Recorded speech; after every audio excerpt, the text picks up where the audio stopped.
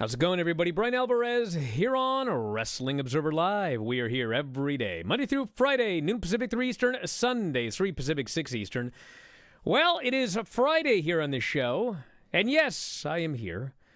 A lot of people in the chat wondering if I was going to take a Friday off. I never take a day off. Sometimes I'm not here. Doesn't mean I'm taking the day off. But we got a lot to get into here today, including some notes from the new edition of the Wrestling Observer newsletter as it pertains to AEW Collision. Of course, next Wednesday is the big day, and we are going to find out what this new television deal is all about.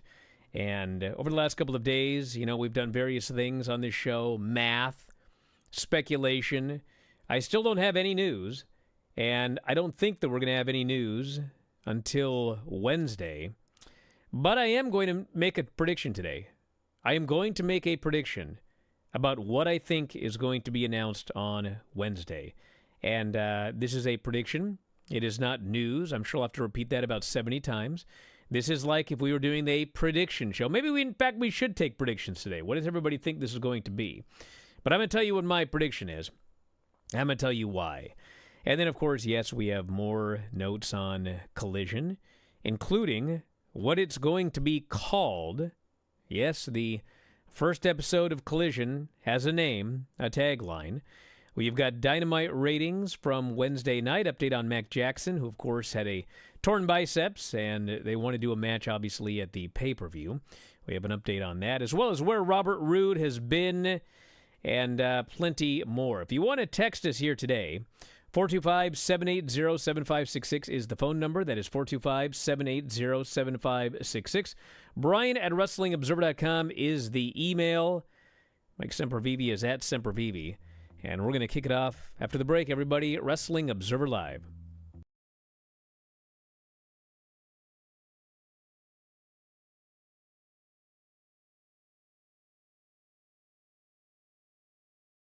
I definitely think this is the new streak. I did it WrestleMania 37, main event. Didn't think I could top that. Went and stole the show with Becky Lynch last year, WrestleMania 38, and won this title. And got to defend this title all year long against some amazing women. And now to walk into WrestleMania now and step in the ring with someone like Asuka and defeat her and three-peat. It's been amazing. So Asuka's amazing, and despite the mist, she's an incredible competitor. But yeah, I think I'm on the road to hopefully being Mrs. WrestleMania, and hopefully this is the new streak. Definitely, I think my journey into WWE is at the time when I came in was a little unique. It's more common now with more athletes coming into WWE and not really having much knowledge about it initially. But when I first came in, I saw Beth Phoenix, and I saw myself in her. She was someone who was muscular, and she was beautiful, and she embraced her feminine side, but also her muscles empowered her. I saw her picking up 2 women at one time. I'm like, my body can do that, and I want to do that. I saw myself in Jacqueline. I saw myself in so many amazing women in WWE, and they've inspired me. And even from when I was a little kid, even outside of wrestling, when I wanted to be an Olympic track athlete, and I saw myself in Gail Devers and FloJo and Dominique Dawes as a gymnast. And at the time when I was younger, I didn't understand what was happening. I was just gravitating towards people that looked like me. And that's when I, growing up, I realized representation is important. And so, it's very important. It shows you, where, the world sees where you fit your possibilities, but I also encourage people, if you see something that you want to do and you don't see anyone that looks like you, then you become that person and you open the door for everyone else. So, I was so excited for the Divas of Compton tonight. I think they just absolutely showed up and showed out. It's a journey, and it's not something that you just go through and you're over it. I still deal with it even to this day. But to know where I came from and where I am right now, it's been a journey, and that's why I'm so open about it. Because I know how when I was going through it, I felt like, I felt alone. And if I went through that, and I'm sitting here as Raw Women's Champion and 3-peat at WrestleMania, anybody can get through it, and I just want to be inspiration for that. And that's what this is really all about. I feel like My journey in WWE, you know, my going three-peat at WrestleMania, my starting my legacy. It's not just about people watching what I'm doing. It's, you know, I want people to remember me for how I made them feel, how I inspired them.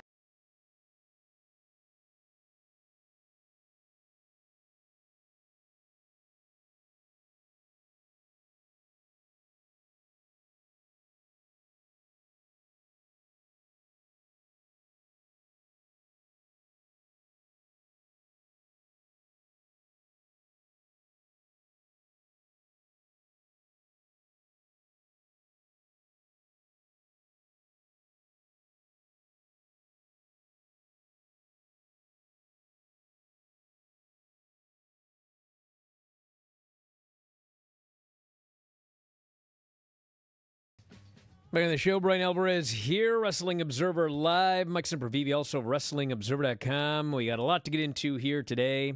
And it's a Friday here on the show. So, it is possible that I'm going to open up those phone lines later on today. And maybe we'll take some predictions, like a prediction show, actually, for what you think the number is going to be this coming Wednesday. We may actually not even know a number, but what's going to be announced on Wednesday. And I'm going to hereby give my prediction right now, okay? This is my prediction. Write it down. So once again, this is a prediction, not a spoiler. I don't need this reported as news. Well, when I say I have no inside information, I don't know what they're announcing Wednesday, other than there's going to be a Collision show on Saturday night.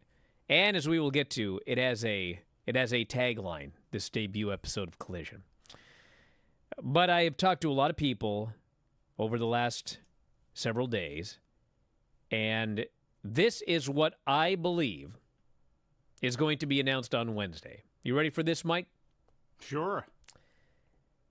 I believe on Wednesday they are going to announce the debut of Collision, Saturday nights 8 to 10. They are going to announce that CM Punk will be returning on the debut show. And I believe that they have signed a new television deal that will cover Dynamite and Collision and Rampage. And I believe that deal will be in the neighborhood of $300 million over 3 years. If it ends up being a 4-year deal, I believe it will be about $420 million over 4 years.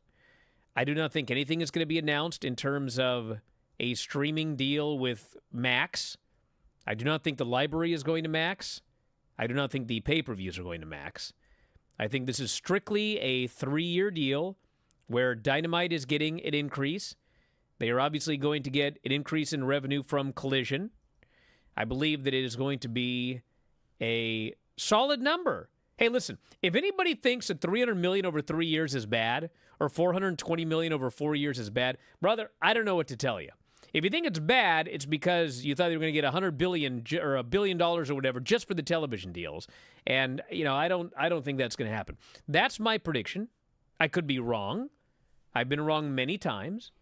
But I believe that that is what is going to be announced on Wednesday. Well, Mr. Cleo, let me then ask you why you believe then, as part of your prediction, that you do not believe that Max will play a part in this and that pay-per-views and the library will be a separate deal or just not part of this deal. Well, I believe that because have you ever gone on Peacock and tried to go through the WWE archives? You ever tried to do this? I have, okay. Yes. I do this every week. So, for example, we watch these 1994 Raws, okay? I can't just go back and look for the date, okay? They are arranged by seasons. So, you have to figure out, okay, what season is 1994? Well, it started in what, 91, 92? Okay, so it's what, it's season 3. Then you got to figure out the episode. You got to search for it that way, okay? Do you guys remember when the pay-per-views first went to Peacock and what a disaster that was? Where, like, you couldn't rewind live shows. There's the ongoing problem I heard from Christian that you can't fast forward the live shows either. But anyway, there were all of these issues with Peacock, and it took quite a while for them to get those issues resolved, okay? I do not believe that Max is prepared to be running live pay-per-views and provide a video library for AEW. That's not saying that this deal will never be made. That's not saying that the deal won't be made, okay? It is possible they'll make the deal anyway. But I think that they have a way to go before they're ready to be doing live programming and libraries and that sort of thing. I could be wrong, but I believe that they are not ready for that yet. And I won't... Oh, go ahead. No, Sorry. That's it. I think it's going to be television. I think that everyone got really, I think there were a lot of rumors that went around. And, some people are going, well, those rumors came from your board. Well, actually, there were people that heard these rumors before anything showed up on our board, okay? These rumors had been around for a while. I think that people heard numbers. I think they started, coming up with ideas of how to get to that number. I think it's all kind of snowballed. And I think that what it actually is what, everybody figured it was going to be, which is we're adding a new show. We're getting more money for it. And as David's noted, they've just got a whole new television deal. It encompasses everything. But I think that looking beyond that to something else, I think that is not going to happen yet. Doesn't mean it couldn't happen in June. Maybe it'll happen in August. Maybe it'll happen, I don't know. But I think that this is solely a television deal for these 3 programs.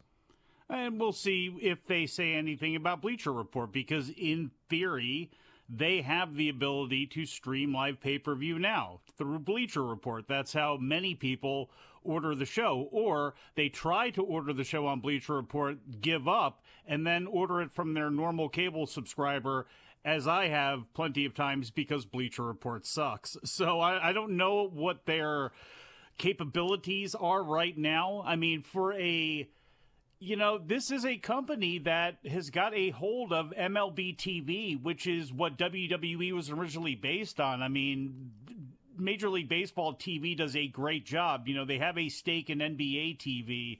I can't believe that they're going to let an opportunity like this pass by. Again, if this is part of their thinking where they're going to roll Bleacher Report in and they're going to have live sports on there and they're going to have more live streams and they're going to take it more seriously. Again, we'll have to see what happens there, but I would be I would be surprised if that's not going to be something that if they don't announce it during the upfronts, because that's about the networks, that it's not something that they're going to be really into all summer long.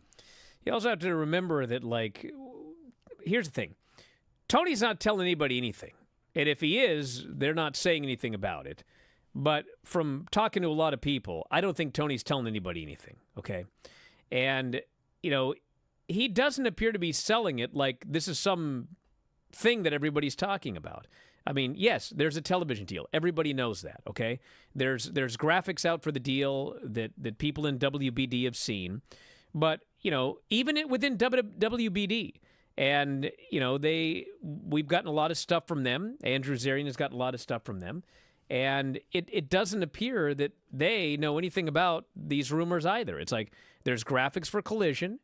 There's no graphics for Max and all of this sort of thing. That doesn't mean they don't exist.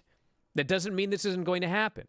But, all anybody seems to know from the AEW side, all anyone seems to know from the WBD side is about a television deal and nothing more. So it's not saying it can't happen. Guys, got to remember, when AEW kicked off, they had a television deal. It was 3 or 4 months later, whoosh, got ripped up, new television deal, okay? So it's not like it has to be announced at the upfronts, okay? They can, whoosh, there's the old deal. Now here's a new deal for Dynamite, Collision, and Rampage.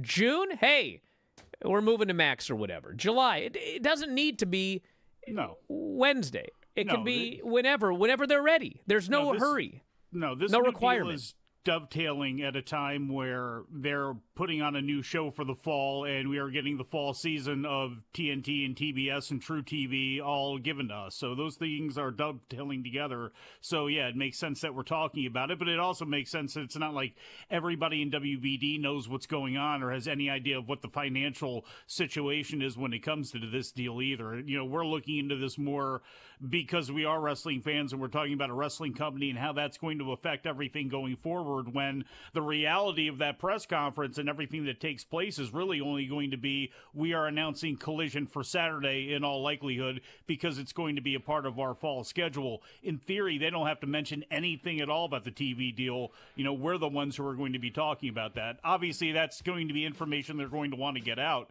certainly at some point, but they could wait till the Monday after if they really wanted to. Back in a moment, Observer Live.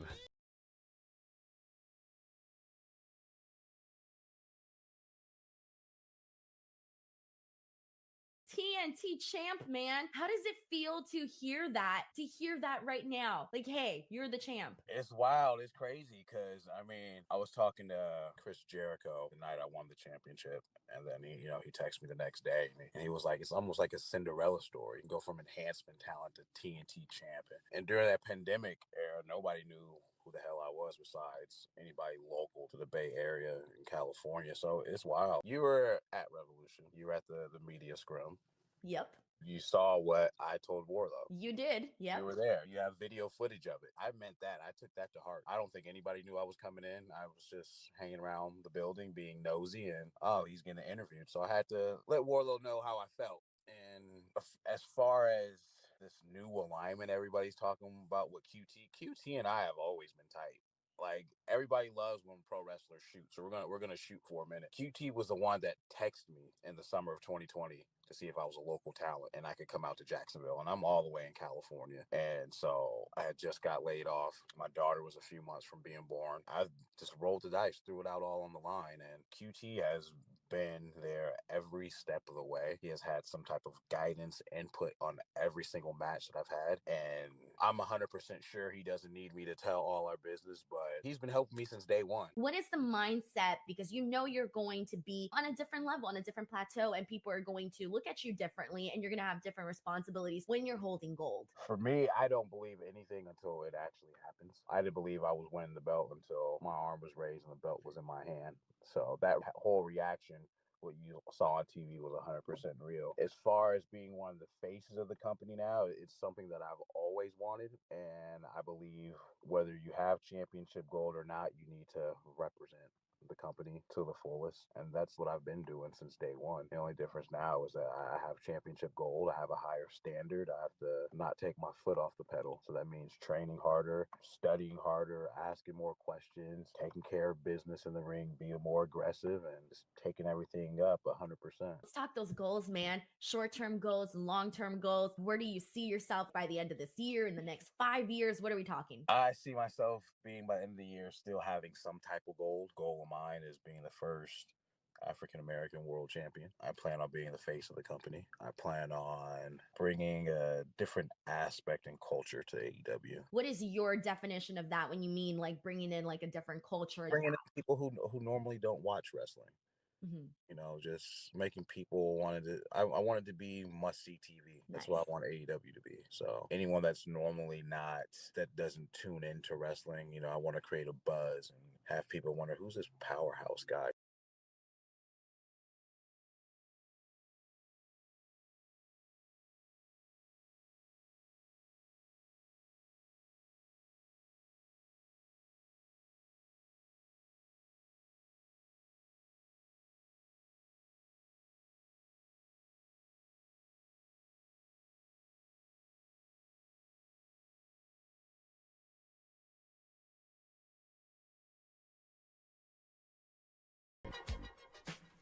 Sorry, I was distracted.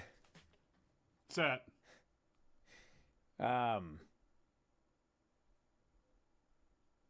They got massage chairs at Costco. Father's Day is coming up. God. Bro, wait a second.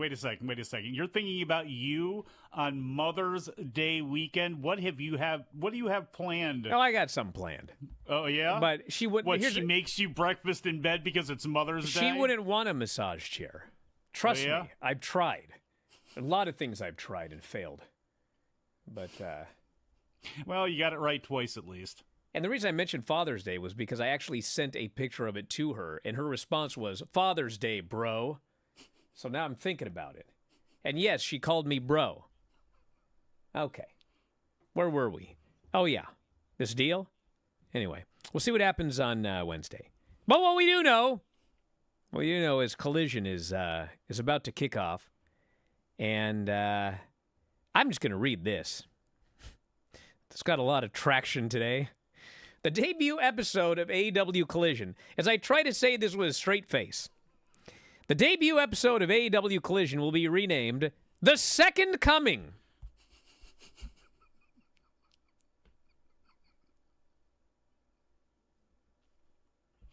I have no jokes at all. Not thinking about any of them. No double entendres. Nothing.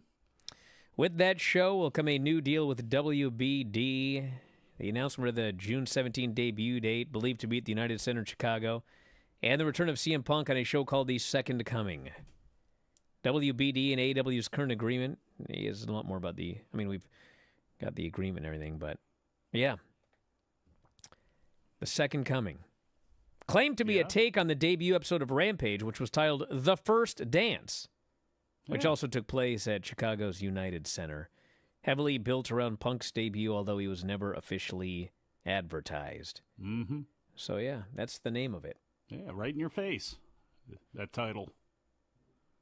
The Second Coming. That's what it's called. Mm-hmm. Like Lazarus. No, like Jesus. Oh. Not Lazarus. Oh. I mean, he was revived, but no one referred to it as, oh, it's the second coming of Lazarus. Just like, oh, that guy's back. I thought he was dead. I got to be honest, it was There a 50-50 thing between the return of, Jesus and a whole bunch of sexual innuendo. Could have went either way.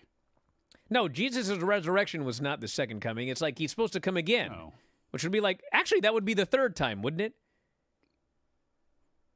Am I wrong? What, I should Jesus? ask Craig.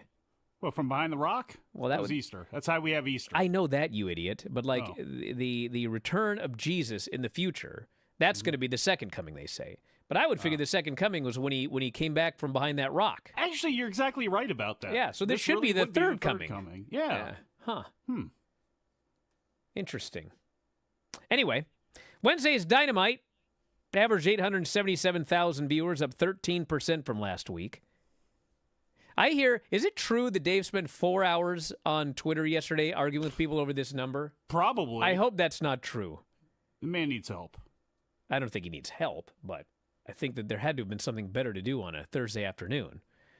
But get him some help. Get him something to do then. This is a good number, everybody. Lord have mercy. 877,000. Because, yes, if you want to look at just the finite number and do all your goofy comparisons and put mud on Twitter and everything, I mean, you can do that.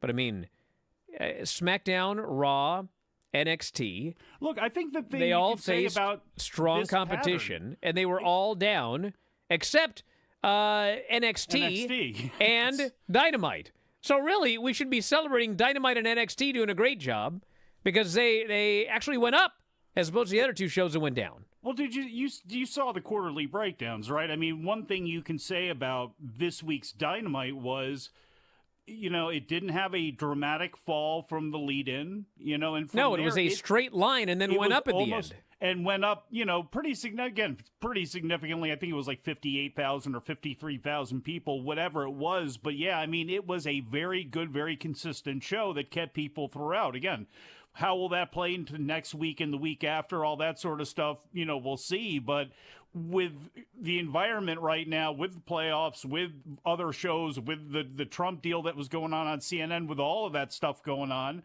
again, to micro nitpick these ratings for either WWE or AEW is silly. Matt Jackson has been medically cleared to return following a partially torn biceps. He suffered the injury early into the three-way trios match, March 15th. So that was 2 months ago. He then worked hurt throughout the remainder of the 21-minute match. He later revealed he opted against having surgery, was hopeful to return in time for Double or Nothing May 28th. Surgery would have put him on the shelf for 7 months.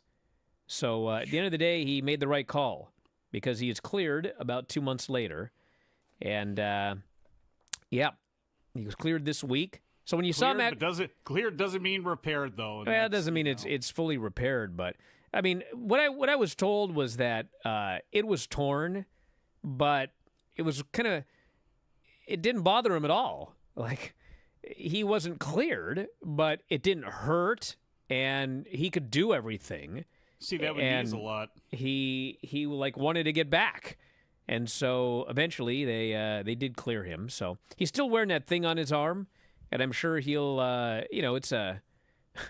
it's funny because he actually wasn't technically cleared a couple of weeks ago. Oh, yeah. And do you remember when he was outside and he was doing like rolling Northern Lights suplexes on the floor? Yes. Well, this was not something that was like planned, apparently. It was like everybody is just doing whatever they're going to do. And then people are like turn around going, what is he doing? And he's out there doing. So anyway, now he's actually cleared. Well. And away he goes. Although probably not to the Second Coming would be my guess. I have this feeling they may not be on that show. But we'll see. Who are we kidding? They're not going to be on that show. No. It's already been made abundantly I wouldn't clear. think so, no. Robert Roode, back on the road to recovery after undergoing a second spinal fusion surgery.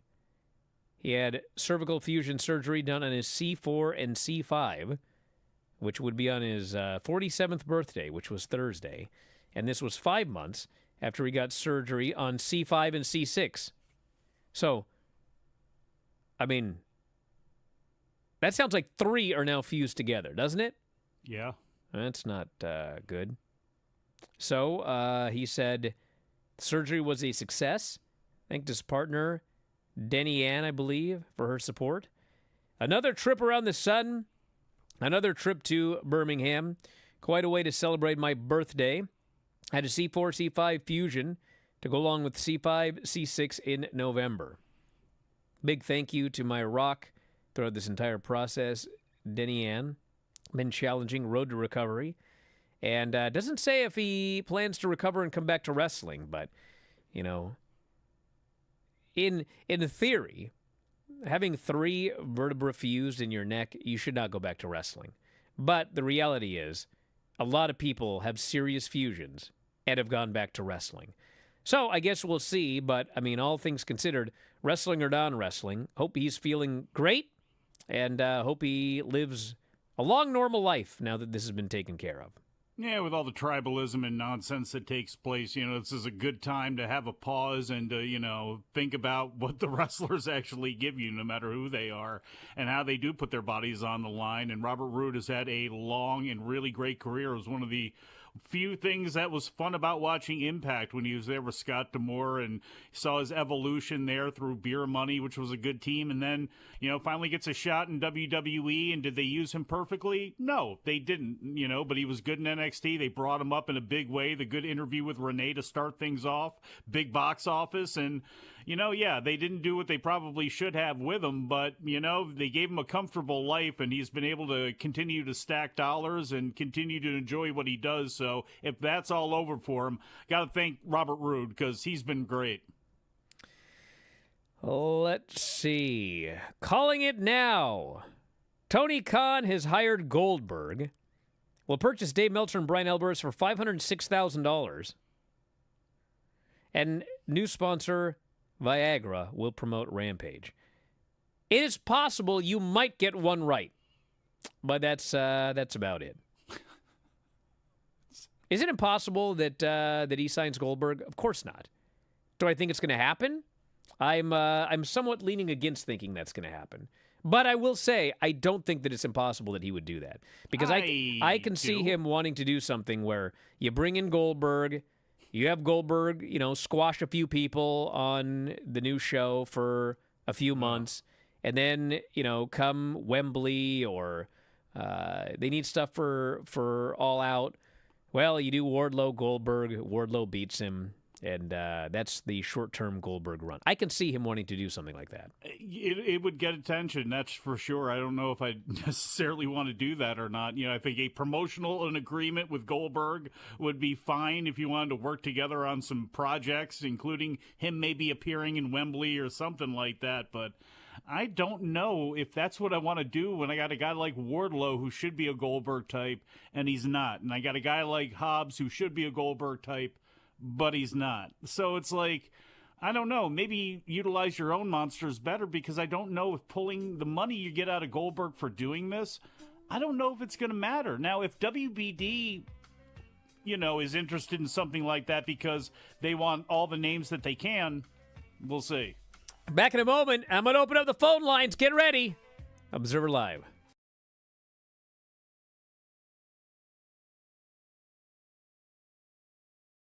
I want to talk about how this interview came about because when I told you me and you got beef, I got heat with you. Yeah.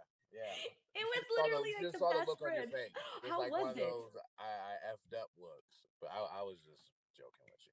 No, I loved it though, because it was so funny, because I'm seeing you and you're like, oh, me and you, we got beef. And I'm like, oh my God. Inside my head, I was like, I got beef with Powerhouse Hobbs. This is not good. This is not good. And I was like, okay, this is it. I'm going to have to go ahead and confront him and ask him what I did. And it was so funny when you told me that it was a joke. And I was like, oh, thank God. Like this huge, immense, like relief went over me. I got ribbed on. This is awesome. You did. I got you.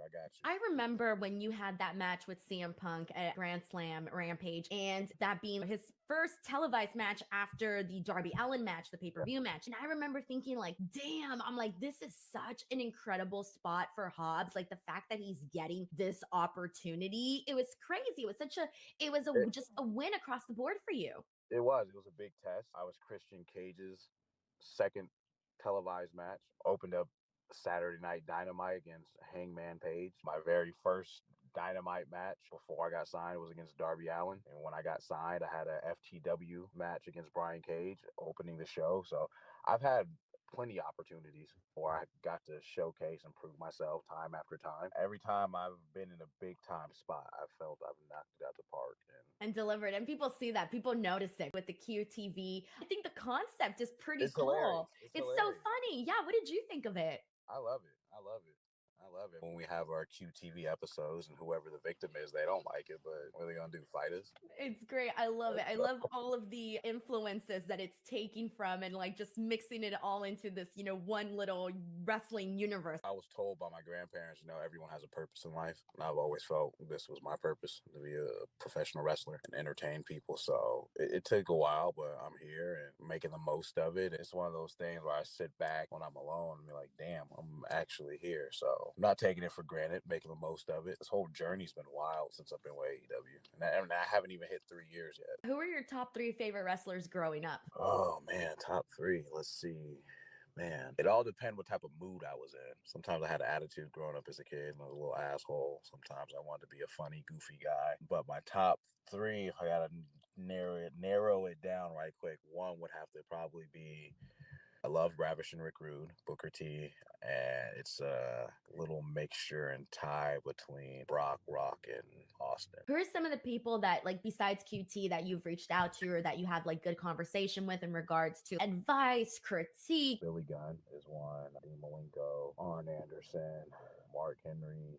I talked to Big Show, Dustin Rhodes. There's so many people that I go to for advice, or they'll come up and just give me advice. And it's wonderful when you have a vet who wants to sit down and watch your match with you.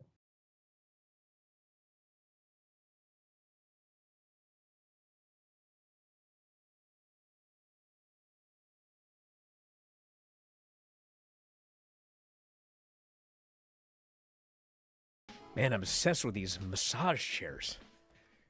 They're on sale. Why don't you just go somewhere and get a massage?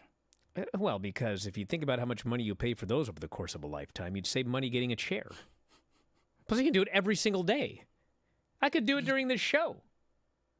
I just imagine you using it like the quarter bed in National Lampoon Vacation. I got space right there where my YouTube plaque would go if I had it. No, I thought that was going over your right shoulder. Well, I mean, I'd store it there. Just want to keep it here all the time. And we'll see what happens. Why wouldn't you just sit in the chair during the show and then just not turn it on and make all the noise with it? They're very quiet. They have one at the gym. I sit in it every day. Yeah.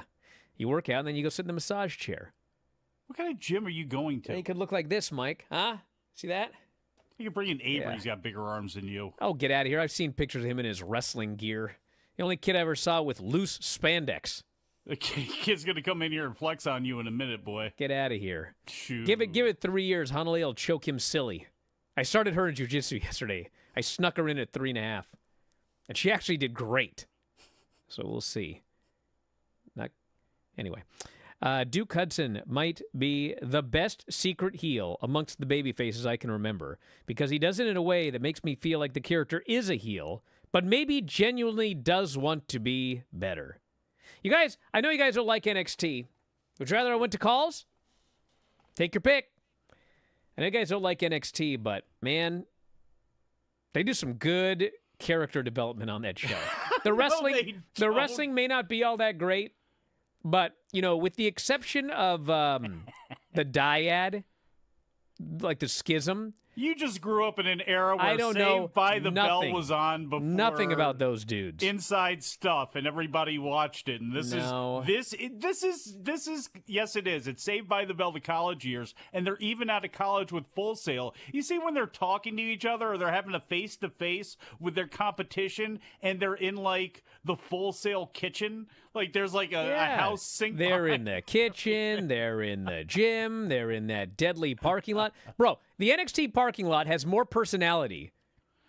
I won't even say a couple of names, but Yeah. All right. Where's my phone thing? Did I hang up on everybody? Hopefully. Oh, no, there it is. Oh. Okay. Well, if you want to give us a call here today, because it's Friday, all right, here's how you do it. You call this number, which is what the kids used to call toll free. Now it's just you call it and you don't get charged for anything. It's 844-913-2727. I bet you Jim in Virginia was the last one to dial us from a rotary phone. Maybe. Or actually, maybe John in Arkansas might still have a rotary phone. But anyway, Dagan's on the line. Dagan, what's going on? Hey, what's going on, guys? What's up, Twitch homies?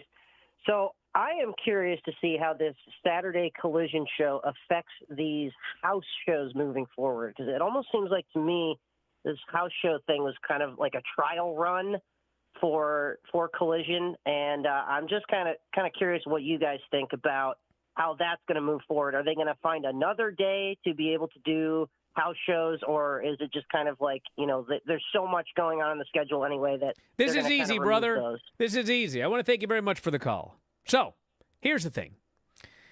These AEW wrestlers, when they sign their deals, most of these deals were for X number of dates, and they're doing significantly fewer dates. Am I still up right here, or did I drop off the face of the planet? No, I'm here. Still here. Yeah, most of those deals were like, we want you to work 85 dates a year, okay? And most everybody is working way less than that, okay?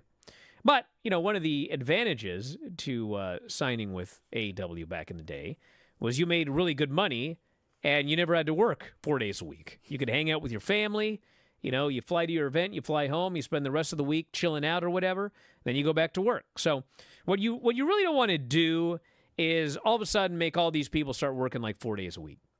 But AEW is going to have their crew, and Collision is going to have their crew. And yeah, sometimes people work both shows or whatever, but there's going to be a crew here, there's going to be a crew there. So if it were me, you would fly in for Dynamite on Wednesday if you're that crew, and then you would do a house show on Thursday, and then you would go home. The other crew would fly in on Friday, do a house show somewhere on Friday, work Collision the next day, and then go home. So you're working 85 dates a year, maybe many as 104 dates a year, but not 104. Yeah, 104 dates a year, 52 weeks, 2 days, right? So 104 dates a year. So, that's you're putting in your time, you're earning your money, but you're not there 4 days a week with 2 travel days. You're at worst 2 days a week with 2 travel days. But you know, a lot of these things you can fly in the morning and fly out afterwards. So yeah, we'll see if they continue with house shows. But if they are going to continue with house shows, that's how I would do it. Well, that's good. Thanks, Mike. All right. Well, you know, we can go to this fella here in Anaheim. What's going on? Hello? Can you hear me? Yeah, I sure can. And your car. What's going on? Oh, yeah. Thank you, Brian. Shout out to Mike Sempervive for purchasing that Team Filthy shirt from the Filthy Tom Lawler meet and greet I hosted for New Japan Pro Wrestling. This is Adnan from California. I was just calling just to see if yourself, Dave, or anyone from the Observer will be joining us for the New Japan Pro Wrestling Resurgence press conference next Saturday. In Anaheim? It'll be at the LA Dojo. At the LA Dojo. Well, that's going to be tough. Maybe Dave, but I would bet that no one's going to be there for the press conference. But you know what? Since you're here, tell us a little bit more about it, brother.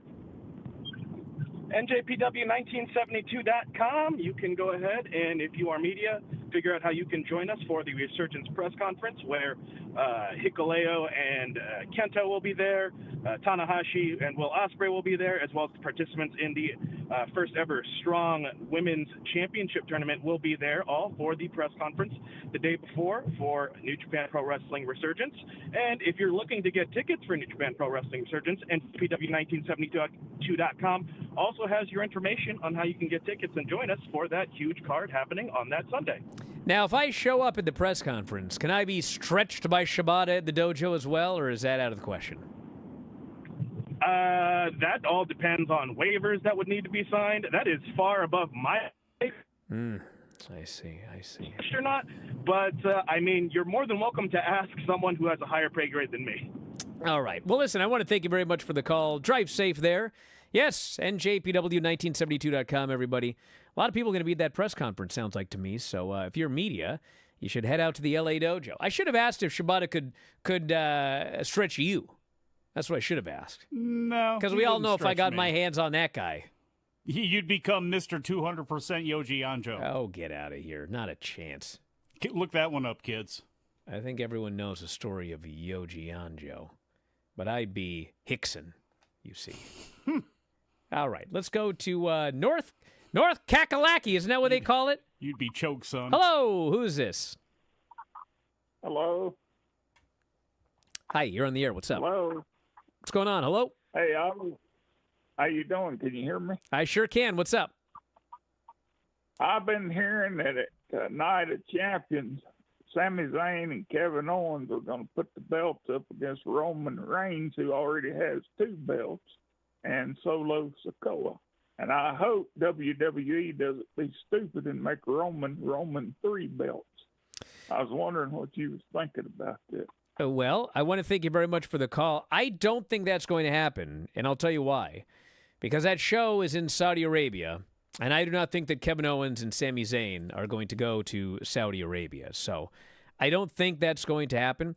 I don't rule out the idea of them doing that match at some point. But if it does happen, I don't think Roman's going to be leaving with all of the belts. No, I think if you do a match in that case, it's probably to further what's going on with the Usos and with Solo Sikoa and any schism that's taking place between Jay and Roman. All right, if you want to give us a call, 844-913-2727. You can text me, 425-780-7566. Oh, man, the text messages. John from Arkansas here says, no rotary phone, bro. My late grandmother had one, though. I remember when I had a landline. Yeah, for a long time. For this, with a rotary phone. For this show. I didn't have a rotary phone. Your parents didn't? No, we had buttons. I mean, hello. You didn't have, like, one phone, though, that was, like, never mind. With on. Your house, I would believe that. Like, dude, I know that early on there were rotary phones, and I know they lasted a long time. But, like, once the button phone came out, I mean, who was clamoring for a rotary phone? Oh, man, I love putting my finger in this thing and twirling it in a circle till my finger runs into that other thing, and then it gets caught in there. Man, the handle on those things, if you hit somebody over the head with an old rotary phone handle, man, you were you were doing something. I want to know. It ever happened. I want to know who's going to be the first person to come up with a cell phone with the rotary dial. Because that thing, I'm telling you something. Oh, I'm sure there's for some a short sort of period app of that's time. got that on the front. Where Not you're just an app. Like, I'm talking about a physical rotary thing on the cell phone. Because you would sell a lot of you would sell a lot of those short term. Receive faxes as well. I don't know about that. Operate as a beeper. All right. What are your thoughts on the build thus far for Double or Nothing? What have you found underwhelming? Well, given we only have 2 matches, but this happens every time, everybody. I think it's about time that we just accepted that they're going to wait till the last minute to announce all of these matches, and then they're going to do 140,000 buys. And that's just the way it's going to be. And, yeah, it's working fine. Now, we don't know if it would work better if we knew all the matches a month in advance, because they never do that. But what we do know is that, it's not like causing them to get 30,000 buys. So I presume we will have more matches announced, next week here on the Dynamite show. But for now, we know it too. It's much like the WWE shows. You know the matches are going to be good because the talent that's involved in them, and in AEW they're going to get time. So no matter how bad some of these builds are on either side of the ledger, again, the matches usually make out because of the people that are in them. I mean, at the end of the day, this ain't 1994 where you have to call your local cable provider in advance to buy the show. You're going to decide the day of the show. You got to call for availability. Sure, whether you're going to get it or not. And, they have done those shows like that deal where, we had the thing with Moxley and Punk, and then we didn't even know the main event till the Wednesday before the show or something like that. It's like the thing didn't tank. I mean, maybe it would have done better if we would have known in advance, but you know what? We don't know. We have no idea of knowing if it would have done better if they would have announced it earlier. We only know that they announced it when they did, and the show did well. So, and the title build has not been good. I thought from the jump they did a good job putting the pillars out there. They were going to take a chance. They did like a 20-minute style WWE promo, which I thought, again, was, if they didn't do it all the time, was a good thing. And how the whole thing is shaken out, like, I don't want to see any of these guys, really, besides Darby Allin, face MJF, and I don't think it's really benefited anybody at all besides MJF. So, this has been one of the weaker builds for one of the key matches that you've had, and I don't think it's going to affect the buy rate whatsoever. Person says, Brian, it'd be cheaper to hire someone to live with you and massage you every day than the upkeep of a chair. Is that true? Is the upkeep of a massage chair, what does that entail? How often do I have to get some geek coming to the house? I don't know. It's got a 5-year warranty. You sit on a chair at the gym. I'm sure you're the type that doesn't wipe down the bench or the bars or any of that sort of stuff. Yet you're sitting in a big old nasty funky chair that somebody else was in. You better check yourself for ringworm. You got to spray the chair down before you get in and after you get out. Geek. Back in a moment, Observer Live.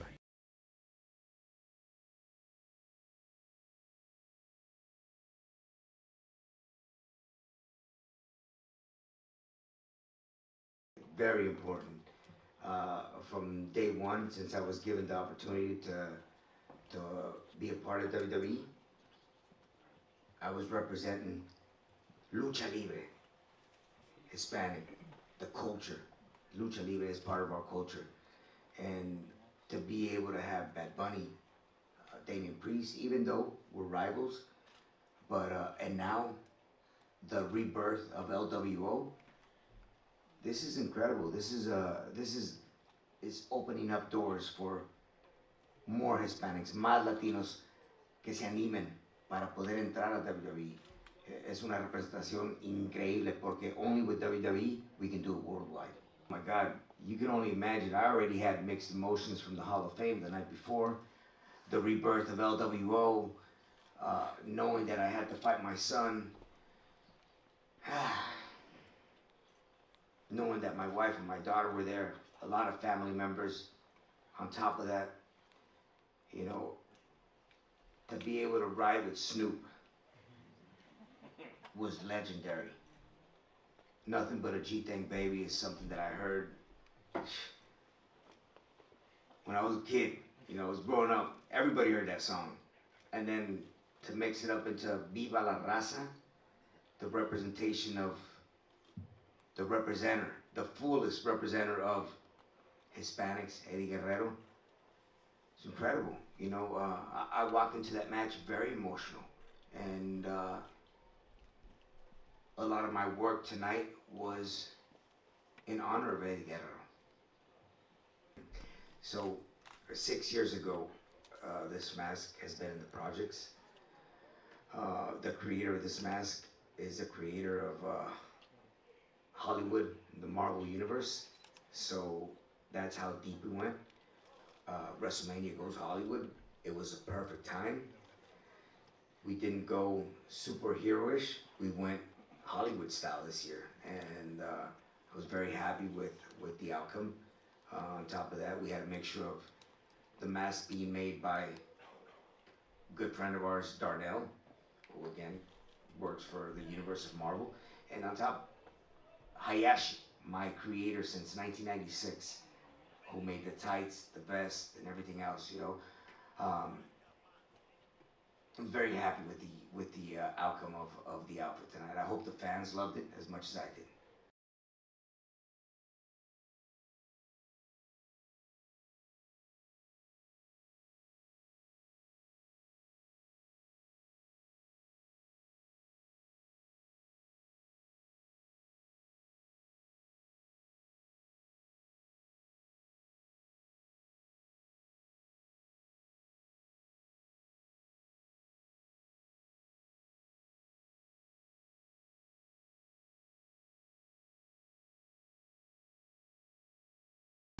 Look at all this information here about this chair.